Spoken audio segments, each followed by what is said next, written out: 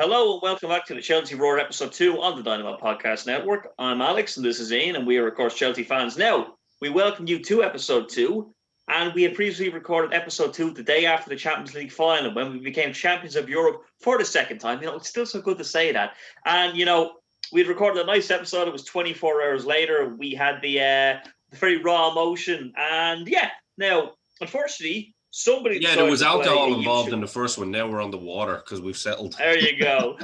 We're going to be more professional this time. Well, more professional. But now, the reason I didn't get uploaded is because a YouTube video was played during it. We thought we'd be okay to play a YouTube video that showed Chelsea winning the Champions League.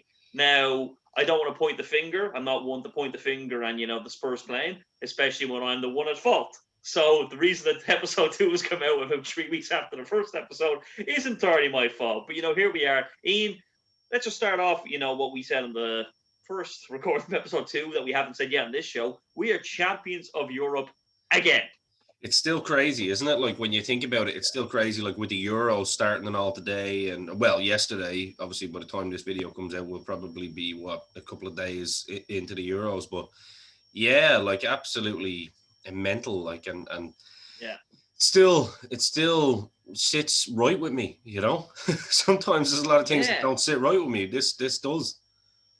And what a mental kind of thing, because I remember when we got the quarterfinal draw with Porto, I think I said to you, I was like, we can win this. And I was talking to a few people, and they were like, look, you're to lose. And I was like, no, Chelsea could definitely win this. And I mean, in terms of the game, like what a performance, like completely deserved, absolutely dominated Man City from start to finish. And, couldn't be happier for Kai Havertz scoring the winner, man. Oh, like between the two players, if it had been him or Timo, couldn't have been happier for either of them. And by the way, can we just take a bow, Mason Mount, with that pass as well? It was just, he's our homegrown superstar now. He is our Frank Lampard, and absolutely, man. That number 8 jersey has to be given to him next season, right? It has to happen. I think so. Now, the only reason I can see it not happening next season is he might want to keep the number 19, make it his own, create his own legacy. But I'd be okay with that. I'd be okay with that, And I think you're probably right. I think why not, keep it as is. It's like JT kept 26 all the way through his career. It could have been easy for him to take over Desailly's number 6 because he was Frank LaBeouf and Desailly's understudy. So it could have been easy for him to kind of take either of those numbers and kind of continue on. But he created his own legacy. So I would agree. I think Mason should keep that, and whatever other midfielder comes in, maybe they might take the number 8. If that's going to be Saul Niguez, who knows? But we'll get on to transfers later. But there you go. Kai Havertz, absolute beast. He's grown in stature. I mean, he's a big boy anyway, but he's grown in stature in terms of he's endeared himself to the Chelsea way. Since Tuchel's come in, he's putting himself in and about there. You know what I mean? Timo was, people can talk about Timo, like not putting away chances. I mean, the one that he did have a really good chance was, you could see that the way the ball came at him actually wasn't his fault. It kind of scuffed it, but all he could do was take a pot shot at it and hope for the best. But 100%, I thought Timo definitely was a nuisance to Man City all game. And listen, he keeps making those runs.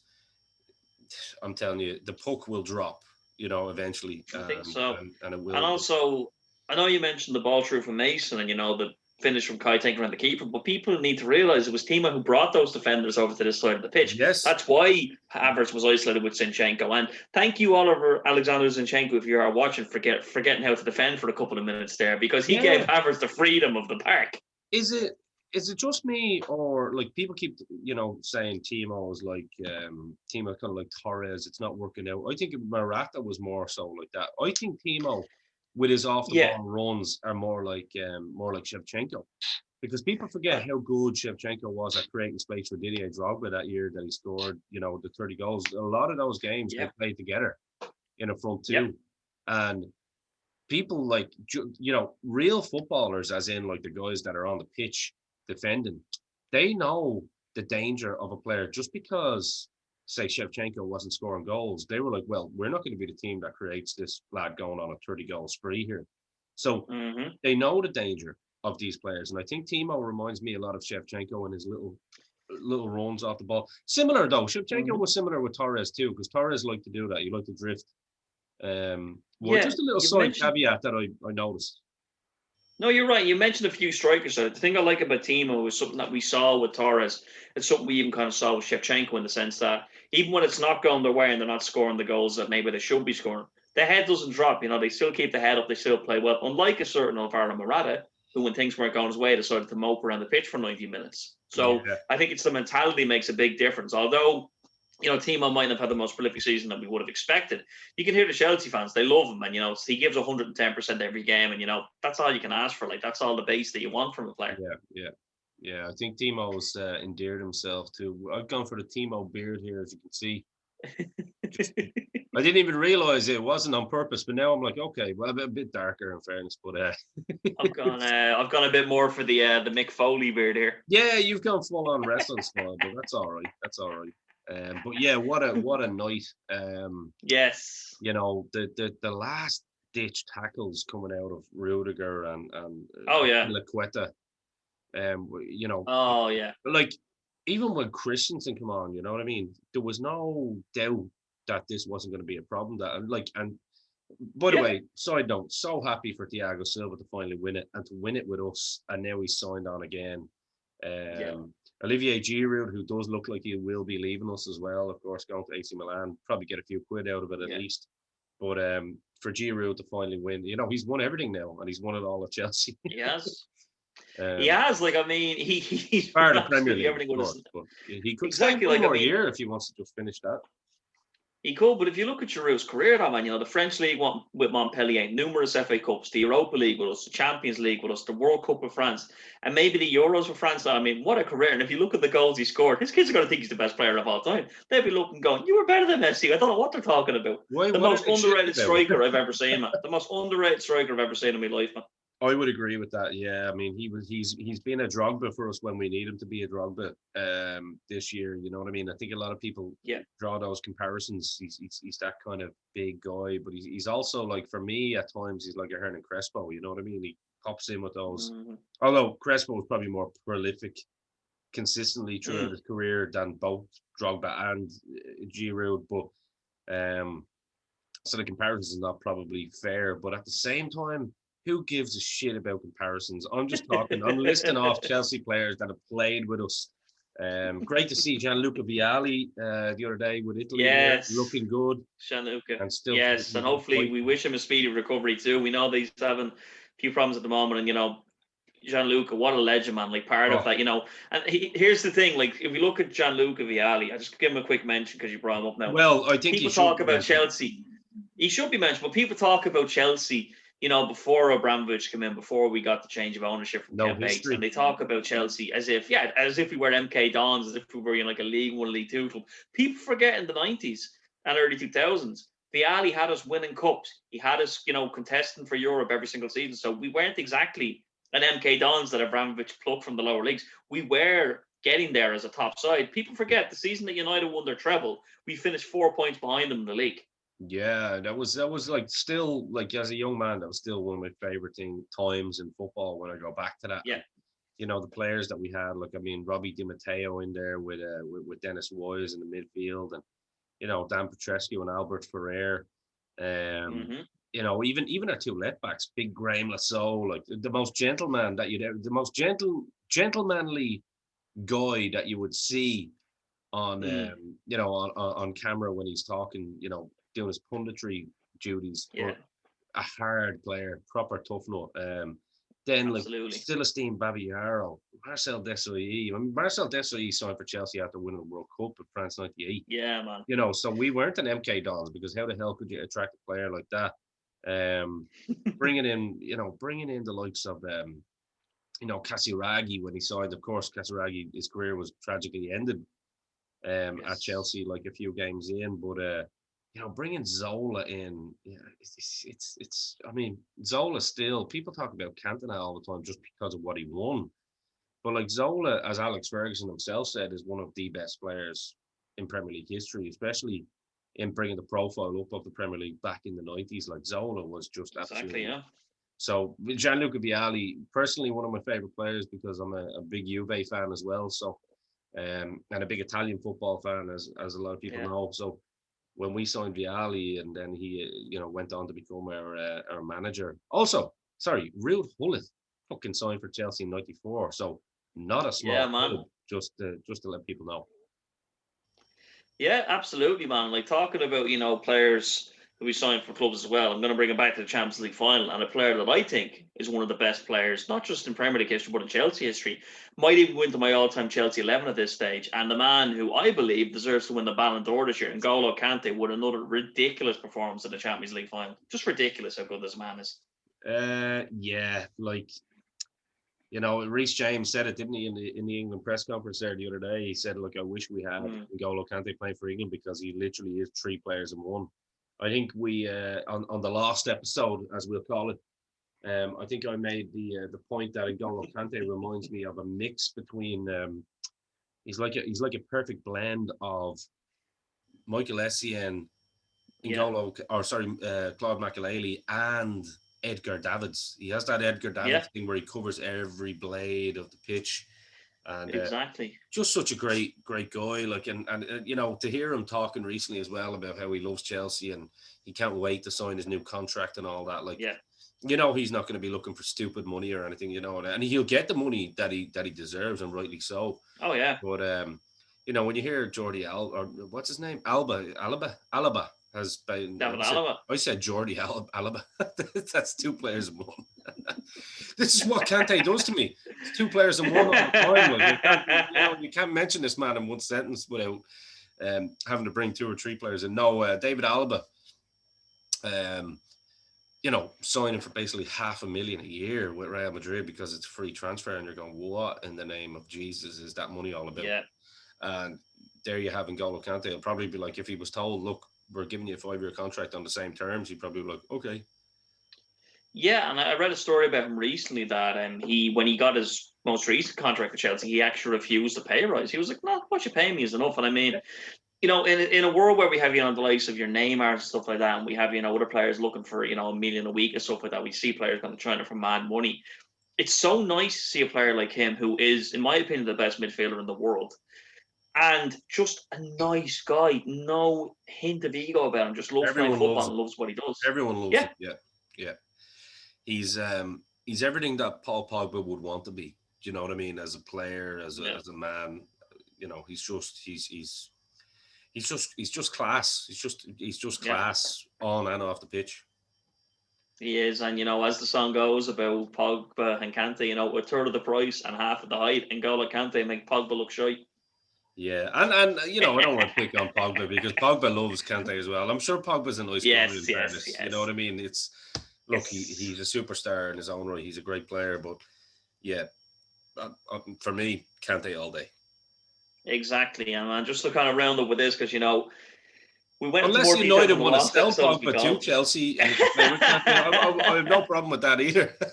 There you go. Well, look, as we said in the last episode, we did a full kind of play-by-play with the team, but just one more player I want to mention in terms of another player who's improved the most under Tuchel, Antonio Rudiger, man, just different. Like, I know all the fuss about Ruben Dias and all the fuss about Virgil van Dijk. For me, in the second half of this season, he's gone into that category. I think he's been that good since Tuchel's come in. He's world class, man. He has been the best defender in the Premier League since Tuchel's come in my opinion, and probably world football. I mean, his run in the 88th minute against Real Madrid, case in point. You know what I mean? He's doing Zidane, fucking, Rabonas and stuff. Rabonas, yeah. It was like, what in the name of Jesus? And then loses it and gets up and wins it back. I mean, that just an absolute beast. Putting it up to Luis Suarez as well, like fucking not letting it go. I mean, Look, I mean, if Asby, and by the way, Asby, honourable mention of a player that's improved again under Thomas Tuchel in that right centre back role. It's been phenomenal and great to see Dave win the cup. But yeah, man, if you were going to give the captain's armband to anybody, if Dave decided that he didn't want it anymore, which will never happen, but just say, or if you're going to make him vice captain, it's got to be Rudiger, right? I think so. He has shown like ridiculous leadership. I know you're talking about a combination of players, but he reminds me of that, Marcel Desailly type player, with a Oh, John definitely. Terry, so silky on the ball and so good, but you don't mess with him. Like if you remember back to the Leicester game at the Bridge, he took on the entire Leicester team by himself. Yeah. Well, he did have a certain Thiago Silva there ready and waiting. Yeah. That's Who, because by the way, shout out to Thiago Silva and his missus, who are already ingrained in the Chelsea culture, two absolute legends. And that's the thing that I mentioned. Like, you mentioned Thiago Silva and his wife and a few other players. I know you touched on it there with, Viali and stuff, but I think it's remarkable the amount of players that sign for Chelsea that completely embrace the culture and genuinely love the club. It's so nice to see. and it's Like, even always Michael foreign Ballack. players, isn't it? It's always foreign players. They It is. absolutely Like we sign English players too. Like I mean, Ben Chilwell, the same. Ben yes. Chilwell, like also honourable. Look, you could give an honourable mention to the whole fucking team, but Ben Yes. Chilwell's the They're same. all legends, man. Yeah, he's just come in and embraced the culture, fighting with his own Leicester teammates, like just because like this is my team now, motherfuckers. It's And I suppose just kind of, unlike 2012, you see it behind me there, 2012 Champions League winners. Unlike that, when I was, kind of the end of a chapter for a lot of players, it was kind of the end of a project. This is just the beginning of a lot of these players' careers. Like, yeah. Majority of these players in their early to mid 20s. So this has got legs, and I mean, it's incredible to see where this can go. And I think that we're part of the Champions League final because it was remarkable. Two-time champions of Europe, and we'll never get sick of saying that. You're gonna have to sandblast the smile off our face, folks, and you're gonna be looking at these finals for a fairly long time. I'm Yeah, afraid, everybody. United fans like to throw jabs at us a lot about that, which is kind of funny. But like they've only got three. Most of them weren't One allowed away, to play the boys. first one. United fans are in danger of becoming what they always hated, and that's Liverpool fans. Like Yes. they actually Yes. they used to give Liverpool shit about having no history, and like in recent memory, Liverpool have more history in the last 2 years than United do. Exactly. Also, a little one for the United fans. Since Abramovich just took over, we actually had more European Cups game, and I know that doesn't sit well with United fans because the European Cup, like if it's the Europa League, it only matters if they win it. If they lose it, it's not a big deal. But sorry, guys, you love bragging rights, and we've got your number every day of the week, Yeah. twice on Sunday. We are the new Man United. Sayonara. I think that though, when you look at Tuchel as well, that's such an exciting project as well, man. And again with him, like I mean, the job he's done since he came in is ridiculous and fully deserved that 2-year contract extension to keep at the club until 2024. Like Yeah. I mean, I would rather no other manager in football at the moment. He is the perfect manager for this team. Me too. Me too. Yeah, I mean, like it's unless you were bringing someone back like a Conte or something, you know what I mean. There's nobody I want out of Yeah. football, and it's kind of weird how it all worked out, isn't it? Because you could have actually seen something like that this year if it hadn't Yeah. worked out with Tuchel. Conte free, would they have gotten over that court case? Probably, and they probably would have said, "Right, Maybe. let's try it again." I don't know, but yeah, like Tuchel, without a shadow of a doubt, has just another manager that's embraced the culture Yes. of the club, and he's a very shrewd man. Most Germans are, to be fair. And you knew that he'd done his homework on this club. He knew everything about it. He knew everything about the players that he had at his disposal. And yeah, I suppose the next segment that you're going to move into is probably going to be the exciting part, where we can see what he can build on Exactly. to take us But to the next level. just a quick mention about Antonio Conte as well, who left Inter Milan recently. I think it's remarkable that it goes to show when Antonio Conte goes to talk to Tottenham about becoming their manager and decides to take a sabbatical from the game. I say, what happens in that meeting? How do you make a man quit football? Yeah, I mean, you bring one of his close friends in and make him a director of football, and yet, like, yeah. I think Conte I think Fabrizio Romano even mentioned something about that, didn't he? He said, unless you're gonna match the level of ambition that Chelsea are, have, then of no interest. You know what I mean? Yeah, which is fair enough. He is an elite manager.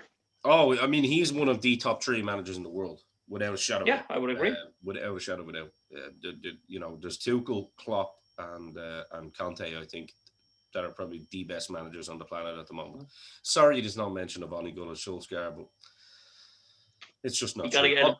You gotta win at least one trophy to qualify. I do like Ole Gunnar Solskjaer though as a guy, so I'm not gonna be hard on him. Fair. But look, I mean, I suppose if we talk about one of the Champions League, one of the two best nights in Chelsea's history, man, two-time champions of Europe again. And it's remarkable because, we got the first and it was ridiculous, but now we're saying two-time and it's just the best. But, if we move Soon to away be from that world night, champions.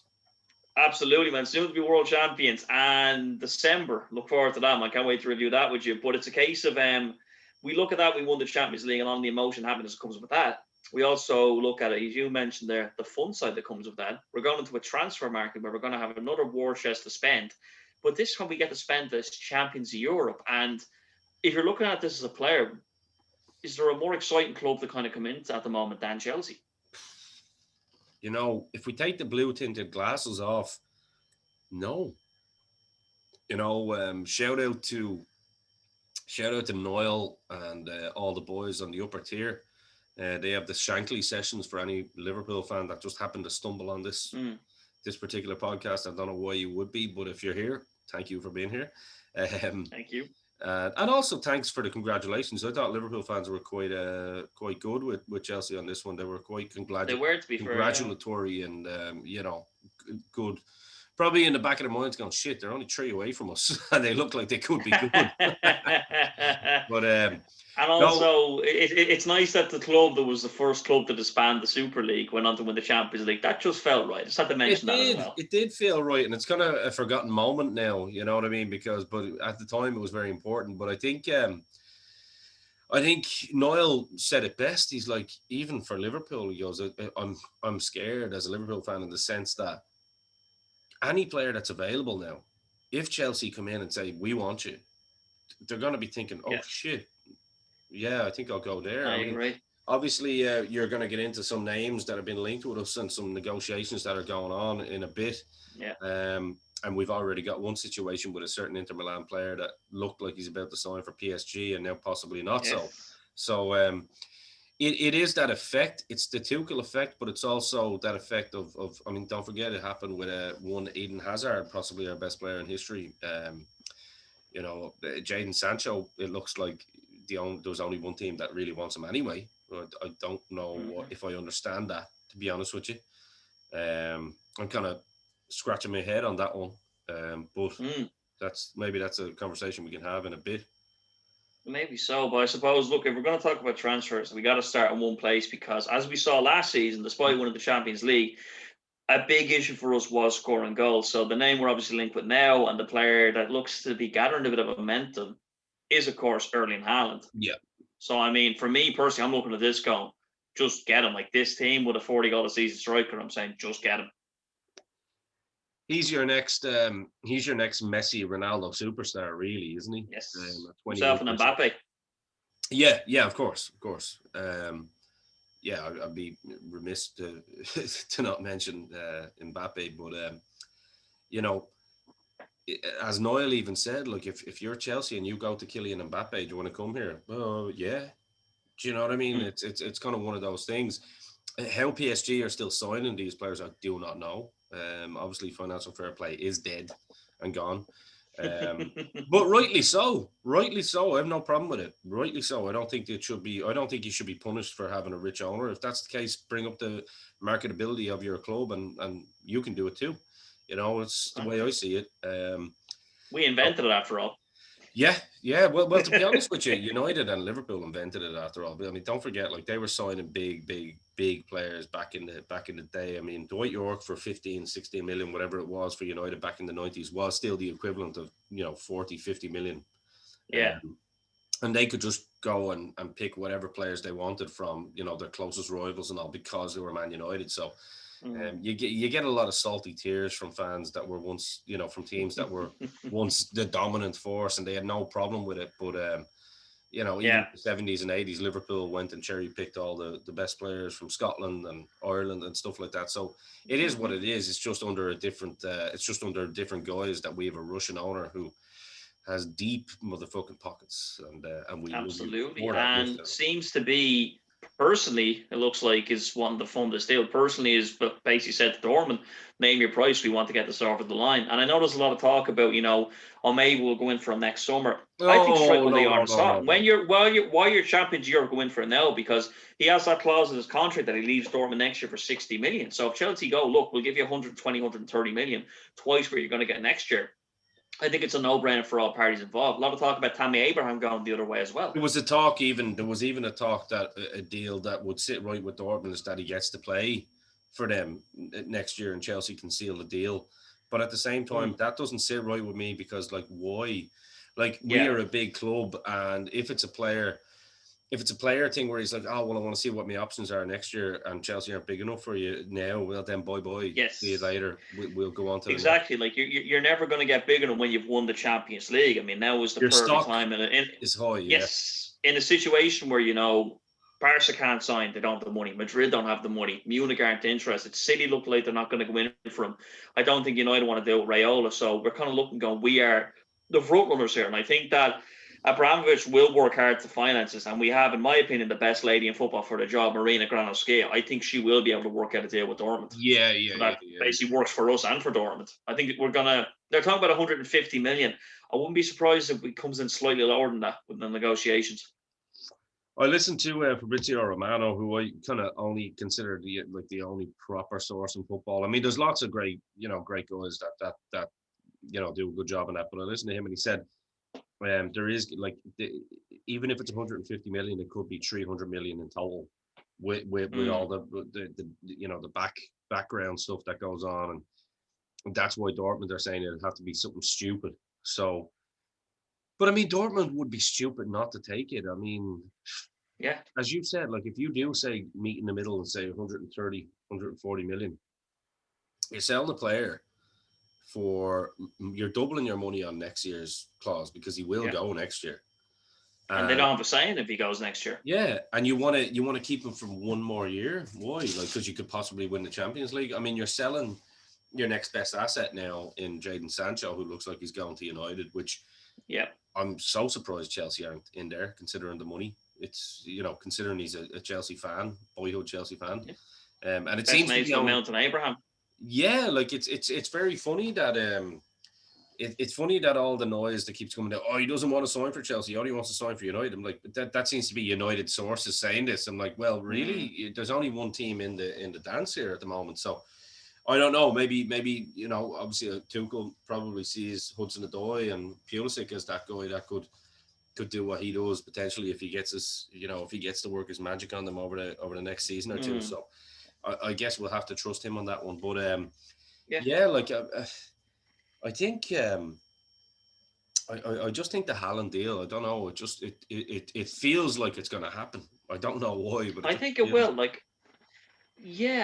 just get the feeling. I'm sitting there looking, going, it makes sense from all parties. He wants to go to a different club in the sense that we're the champions of Europe. Where else would you want to go? We need a striker. It's the only thing missing from our team. And Dortmund, they're obliged to kind of get it done now before they lose out on a juice of potentially 60 million next summer. So it just makes sense now. And I know people talk about Raiola, his agent, which is I don't like him personally, but he's the kind of fan. If you give him 10, 50 million, look, you just go and let us hash out this deal. I think that can be done. And also, you got that connection, the Dortmund connection as well. You got Pulis who could play for Dortmund. You got Tuchel who used to coach Dortmund. And also, you got a player that you mentioned earlier as well, Hakimi, who played with Haaland at Dortmund. And if he comes in, that could entice Haaland as well. Yeah. I mean, if you listen to the Sun there, I'm looking at news headlines. Isn't it no wonder that like universally the world hates the Sun for the pieces of shit that they are. Like, Chelsea, this is the headlines. Chelsea unlikely to sign Haaland. Werner eyed by Real Madrid. Right. Okay. Yeah, that just really makes a lot of sense. Like, so guys, if you're sitting around and you're looking for transfer news and you're looking for real transfer news, please do yourself a favor and go on to Twitter and follow the likes of Fabrizio Romano and Simon Phillips, especially if you're a Chelsea fan. You know what I mean? Guys like that will actually bring you real. Matt Law is good as well. Matt Law is pretty, don't be following these Duncan Castle clowns who are all basically United people and they just want to make it look like, oh, Chelsea are after winning the Champions League. How do we derail them somehow? Oh, we make up rumors about the players. You know, it's just the typical shite that you hear all the time. Fuck all you guys for apparently, being fake journalists. apparently, yeah. So apparently Ziyech, apparently Werner, and apparently Rudiger all want out the door. They all want out the door after winning the Champions League with like the most exciting project in football at the moment. Yeah, okay. So yeah, I think it could happen. I think either way we're going to end up with one of Haaland, Kane, or Lukaku. I don't doubt that. Yes. We will end up with one of them. I think it's not going to be just some unknown guy from the Bundesliga that might have scored 20 goals. I heard Lewandowski's name linked today as well, but I don't believe that. I can't say that. Bayern will never. But it's kind of like the old Chelsea are back, like the Chelsea from the mid-2000s, in the sense that, you know, when we wanted a player, we got the player. And we saw that last year with the Havertz deal, for example, and the Werner deals. When we want a player, we get a player. And it seems like that Chelsea is back now, in the sense that Abramovich said, no, let's just go out and get them. And again, when Marina Granovskaya, full credit to her for her negotiation skills. I think that, you know, what is it they said? FIFA career mode Chelsea are back, in the sense that when they see a player they like, they just get them and just say, right, there you go, we'll have that. And just get the deal done. And I think that's going to be the case with Haaland. I think this is one that could drag on for the summer, but I think it will be done. I think that we will sign Haaland this summer. I think it will be done. And obviously the next name, a former teammate of Haaland that we're linked very, very closely with, is obviously Achraf Hakimi, who obviously had an amazing season with Inter Milan. And very interesting one, that, because he is primarily a right wing back. And of course we have Reece James in the team, who was also an absolute beast in the Champions League final. So what's your thoughts on that one? The Chelsea community seem to be quite divided on that, and it's going to wonder like what happens. Do you think possibly that Tuchel might? I heard a good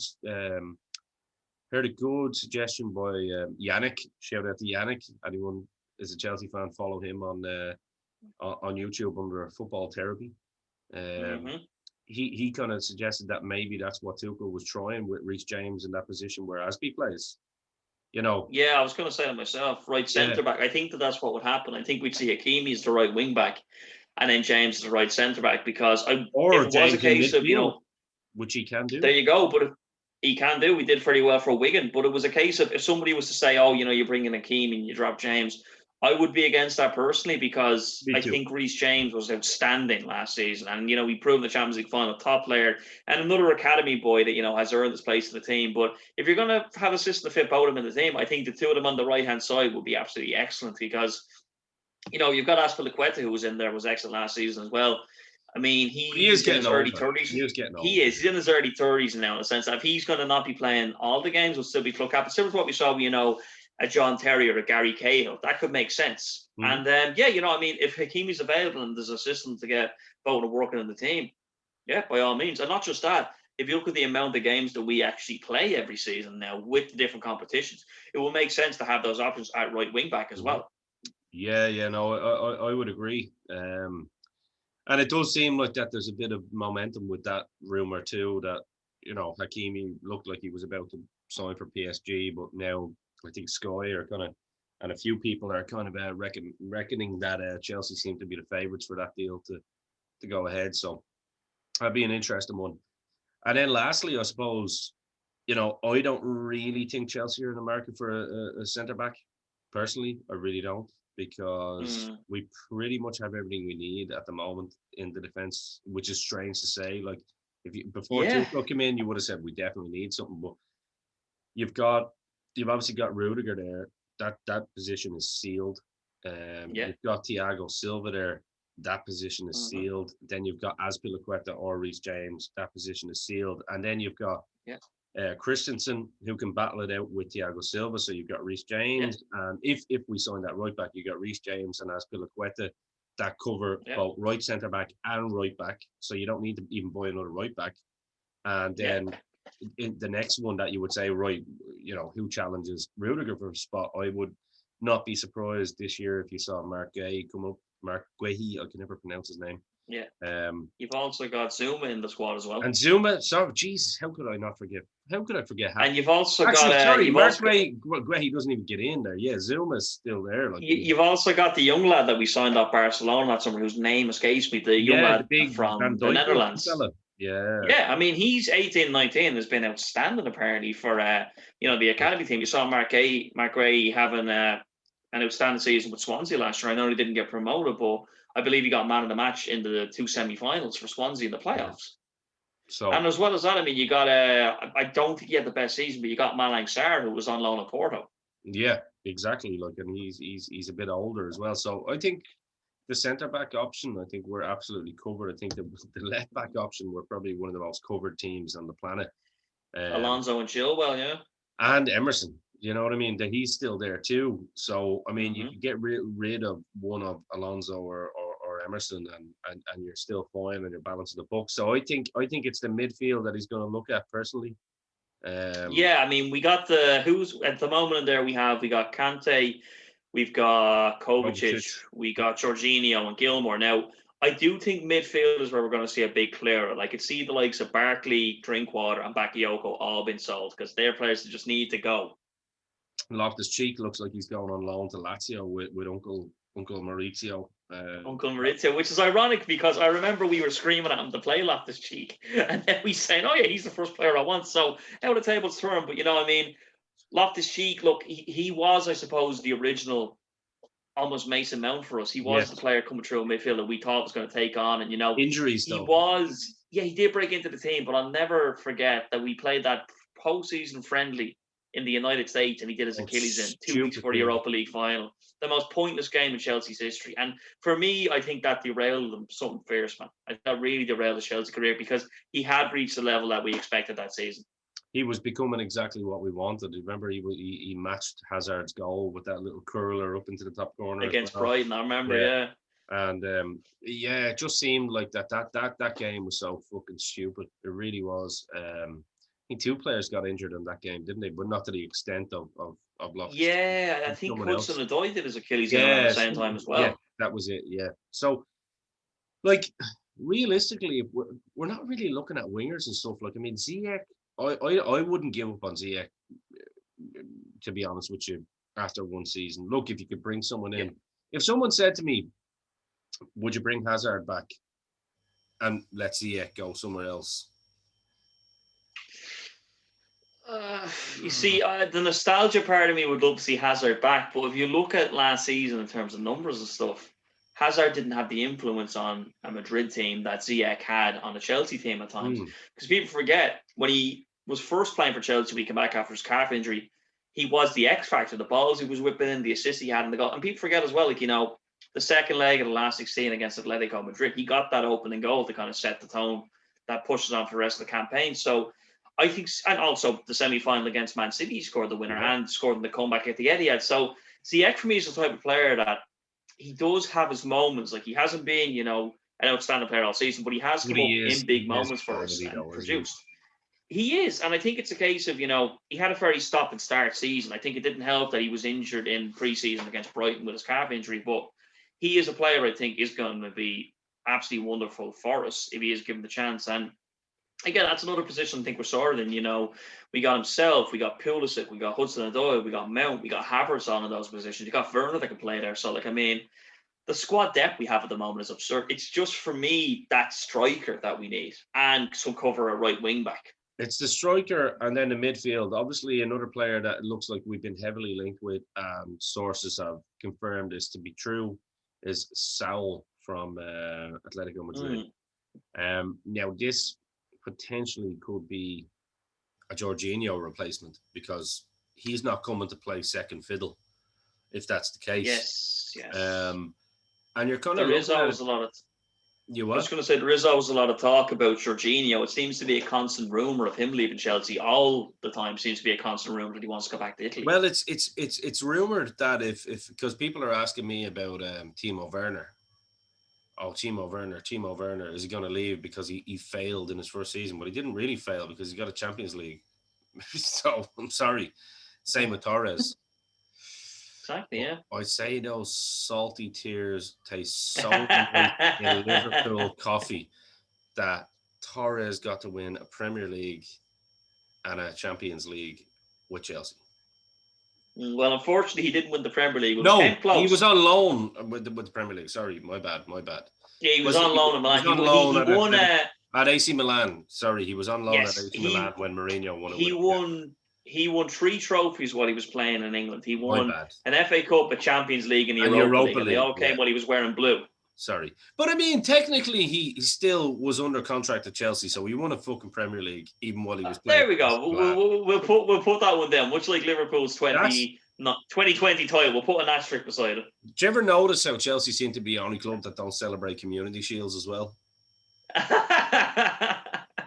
Yeah, I mean, it seems to be something that like any other fan will tell you, like, oh, community shield, we won that. Okay. When Mourinho said he won the treble with United, the Community Shield, the League Cup, and the Europa League, he was just embracing the new United culture. Any silverware will do. The milk cup will do. But the milk cup. Do you remember that? Look, anybody that's older than 20 odd years old, yeah, the milk cup. I think the best one ever, if we're gonna just throw a bit of shade at teams, the funniest one ever for me was with Spurs when they won the Audi Cup in pre-season. Oh. And Lucas Moura put up, so proud to win my first trophy with this club. Oh.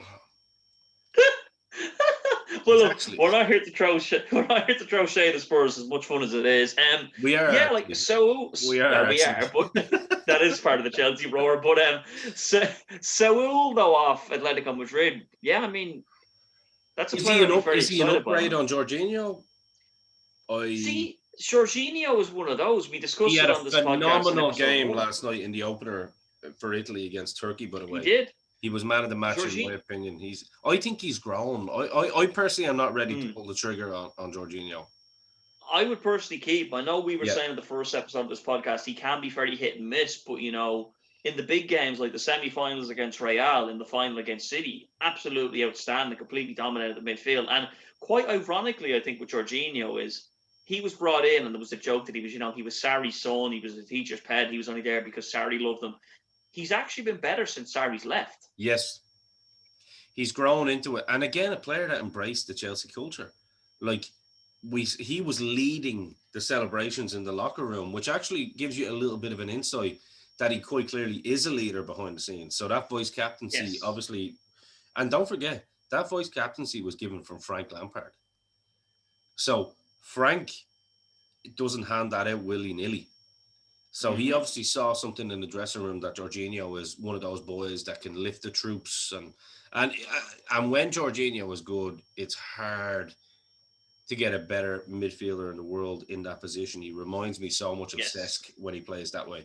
And by the way, Cesc came out and said that himself. Yeah, what a great thing it is to see Cesc commentating on BBC as well. Another player that left Arsenal and embraced the Chelsea way. Oh man, but see that's the thing. Like, it's amazing the players that leave Arsenal to come to us and win trophies. You know, shout out to Willian, who said that he left Chelsea to win the Champions League. He's more than welcome back, as you said, on a tour. If he wants to stay there, and shout out, of course, to my mate Kieran as well, who was never a Willian fan and was more than happy to see him leave. And I'm sure he's loving the fact that Willian has said, "Oh yeah, I left him in the Champions League." Well, good luck with that. You mean try and qualify for the thing first, and then we'll have a look at it. Yeah, I've always thought Willian was an overrated player in general, even at Chelsea. I think if you'd have known me then, the amount of fights me and my dad used to have with Willian, I was like, he's such a Mayfainer. Mayfainer in just for all you people listening, Mayfainer is just an Irish kind of term in the Irish language that means it's like me, selfish, basically. And I always found that Willian. You ever notice Willian? He had his best seasons when Chelsea were doing shit, and then like when the team his contract was up. Yeah. So look, for that extension, he kicked it up. Look, he still has his place in Chelsea history without a shadow of a doubt. You know what I mean? He helped us, but I never felt he delivered at Chelsea what he should have. I mean, not a season where he got into double digits as a winger, as an attacking winger, on either assists or goals, I believe. Could be wrong, but you'd be putting the goals and the assists together to get into double digits with Willian. It was always 8 goals a season, or 7, or 9, and I think he ended up having his best season last year, didn't he?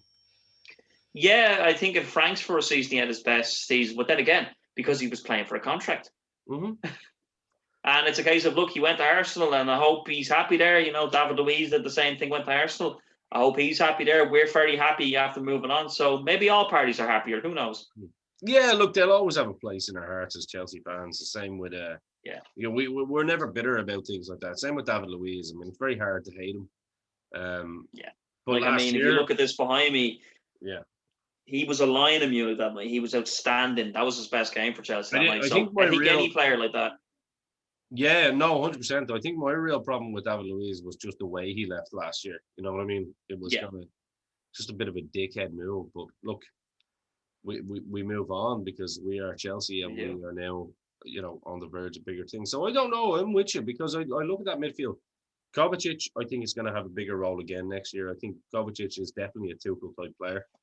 Yeah. I expect him to have a good Euros now as well.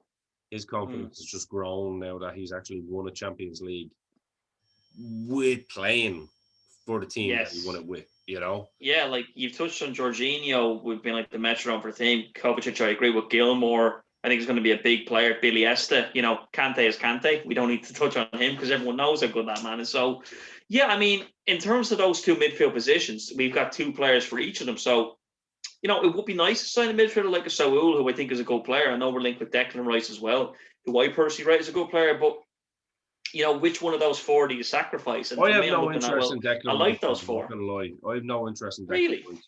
Yeah, because to be honest with you, I look at that midfield. Like, obviously, that was something I was going to touch on. They were talking about, and of course, I'm Mr. Segway anyway, so that's why I forgot about it. I think you might be looking at formation changes next year as well. We've heard that Tuchel loves the back four as well. And if he's going to be looking at doing a back four, you're going to be looking at possibly having two up front or whatever way he's going to do it. And a 3-man midfield. So that's why I'm thinking if they're looking to buy another midfielder, he's probably looking at maybe playing a 3-man midfield.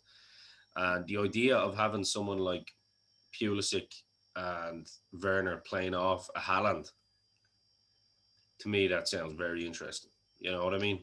It does. It does, yeah. Like, I know there was that talk that Tuchel came in and looked at the team and says, look, I need to play with a back three to get the best out of these players that I have at my disposal. But look, I've said it to you on this show, I think in episode 1. I think that personally, I do rate us. I think that we are a back three team. I just think for some reason we play better in that formation. But look, who am I to doubt Tuchel? The man clearly knows what he's doing. I think it would be wrong to doubt anything he does after what he's delivered this season. Yeah, and that's it. And you like we looked at the 4-2-4 that he played with with PSG. You know, sometimes you'd look at Mbappe out on the left wing, and then he'd switch with Neymar, and you know they always mixed it up. And so it's interesting. And Timo Werner, don't forget, did play like he had one of his best goal scoring seasons playing off a big man. You know what I mean? With Leipzig. I can't remember the striker he played with. What was his name? I think he might have signed for West Ham then. Oh, was it Haller? That's it. I think that's him. Yeah. Okay. Is that him? Yeah. I think big I don't know. Black guy. He was actually he was pretty fucking impressive actually in the air as well. But I think that's. Apologies to our Leipzig fans. I can't remember your line. Yeah, I'm sorry. Sorry. Yeah, definitely. But look, I mean, I think just to wrap up here, because in terms of the episode, in terms of the transfers, it is an exciting time again to be a Chelsea fan. We had a couple of seasons there, you know, we had the transfer ban, we had a couple of different things going on. We were sitting there going, geez, like, then we spent big last summer, and then it was kind of falling apart. And we were sitting thinking, Jesus, like, are we this? And of course, you had opposition fans saying to us, oh, you know, you're not the Chelsea of old. You have to accept the fact you're not a good team anymore. No, Chelsea are back. We had a Champions of Europe. And I think that with Tuchel in charge and with the young squad we have, bringing a Haaland, bringing a Kimi, you're going to see Chelsea on top for a little while. I think and that's just not from a place of arrogance. I just think with a squad this age, if you get those boys in with this manager, you're going to see Chelsea on top for a little while, folks. Yeah, me too. And all I'll say is keep following us. Keep the faith. Blue is the colour. You should hear us roar, and you will every week. And of course, we are exclusively a part of the Dynamo Podcast Network, which you can find us on YouTube. We are exclusive to YouTube, so don't look for audio or anything like that at the moment, because I don't like to confuse fans. Sometimes they think everything is on audio. Also, we're for the minute, we're exclusively on YouTube and on video, so you can see our smiling faces when we're being sarcastic. Exactly. And hopefully And opposition fans don't get too salty because it's all banter. But of course, it's all banter, and we are just two boys who support the two-time champions of Europe. absolutely. So until next week, for Alex Byrne, for Ian Kelly, we are over and out.